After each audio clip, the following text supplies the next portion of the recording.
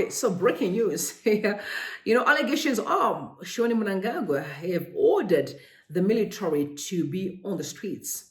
Now, the question that people are asking is, why do we have the tanks out there? Why are you rolling out the tanks, on the streets? Do we have war in the country?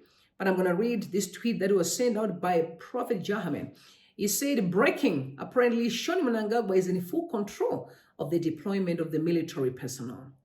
And also, Ali saying that, dear Chiwenga and Valerio, why are you allowing a fake soldier to deploy the military? And this is what people are asking. But I can also just imagine, why the military?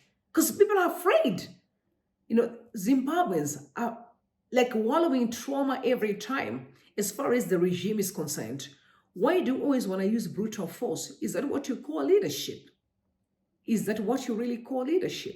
Because now we can see also looking on the other side, the youth for ZANU-PF. Some of them today, they were celebrating their youth meeting and wearing the military gear.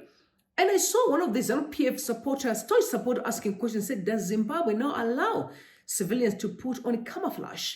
I heard sometime this wasn't allowed. Anyone with knowledge, please help.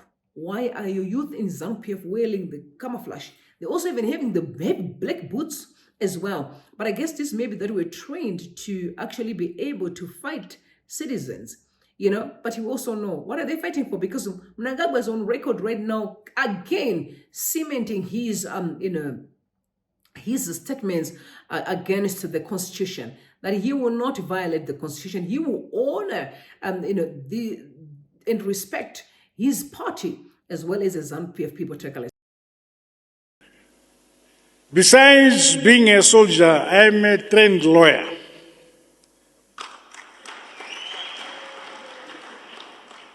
I'm a constitutionalist. I want our party, our leadership, our people to be constitutionalists. We must abide by the provisions of our constitution to the letter. Kana nguve yekuti uinde inda, inoinda.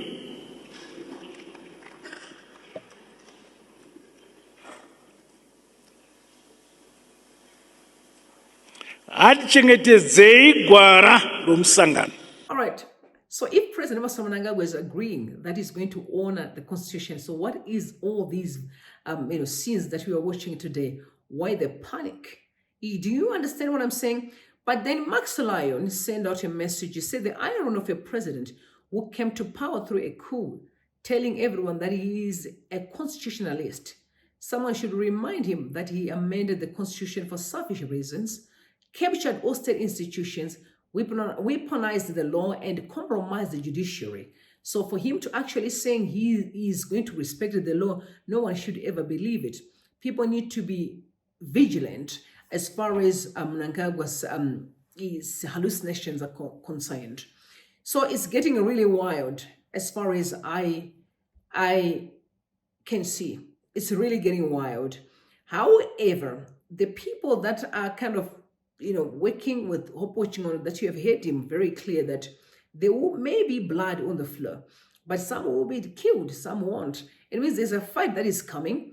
But I can see a tweet that is being sent out again by Ali here. He said the biggest risk in Zimbabwe at the moment are power structures within the state security apparatus, which means there's quite a lot of things that are going on within there. There's chaos because the army that you see on the street now, they are saying this is not actually the actual army. So now that makes us ask questions why individuals who can come in then masquerade is actual. I mean, we've also heard that even the police as well. Most of the people that we hear that they've hurt people, they actually not the real police. They simply wear police uniforms. And I do remember a guy that spoke about Itai Zamara. You remember that soldier? Yeah. He went on to describe that some of the people you are hurting on is not their fault. And further, this tweet as well may be cementing that the mistake of the regime is making the mistake the regime is making is assuming that this thing is a social media movement. It's more solid and vicious on the ground. So, which means there's really a lot that's going on. I can't wait to see what's going to be unraveled in the next few days. We are all just waiting really watching closely. But again, I checked, well, there's ZANU-PF meeting today, the youth meeting, and Chiwenga is not having it because he could not even chant 2030 Mnangagwa Chipo. Take a look. ZANU-PF, oye! Mnangagwa, oye! 2030! Vanenge vachitonga zvavo baba. Pasi nemhanitsosi. It's very clear that Chiwenga is not having it. And there also some of the speculation that, most of these guys within ZANU-PF, they literally bring their own water to the meeting. And I said, that's like you're living in prison. I mean, I actually think the people that need to be rescued more are those that are supporting ZANU-PF because they're they're in prison. How do you attend a meeting when you need to bring your own water from home? Because they're afraid that they can be poisoned. It's getting wild, really wild and sickening. Quite very sad, very interesting days ahead. We can see the fights within their camps. But again, what is the deep state saying about these allegations? And if this is true, I mean, what kind of leadership is that? Because us as children, we're like, yo, you failed dismally. You really do failed. Very much so. And it's said. So moving on, again, allegations are that Wiki Shivayo, you know that he was barred to ever be in America again for a lifetime. And now also some of his accounts have been frozen in South Africa, which is quite very interesting to watch. Yeah, this guy is in for trouble. You know, he used to always be outside there and be showing off and all. He's so quiet. Do you ever heard saying from the time that those audios came out, he's solo and he's on mute. We really can't wait to see what's going to be happening with these people. We are so desperate to watch. But anyway, when you live by the gun, what happens? You die by the gun. When you sow evil, what happens? You reap evil. It is a principle that you can never be able to do away with. And very embarrassing though, is that one of President Emmerson Mnangagwa's minister, which is Tendai Mabetera, literally swore at Hichilema, threatened Hichilema that Hichilema is a threat to Zimbabwe. Wow. A minister, would you compare? And first and foremost, I think she just went there to be a minister, but she's not even qualified to be in that position because she's not doing much. She had the nerve to disrespect a president of a country. Again, it's still going to show you the kind of leadership and again, what's going on within the parameters of ZANU-PF. It is really shocking and sad to watch. Very disrespectful. Apparently, she sent out a very disturbing tweet, and after that, when that tweet came out and be exposed, she now refused that she's not the one who sent that tweet. She did not even send it.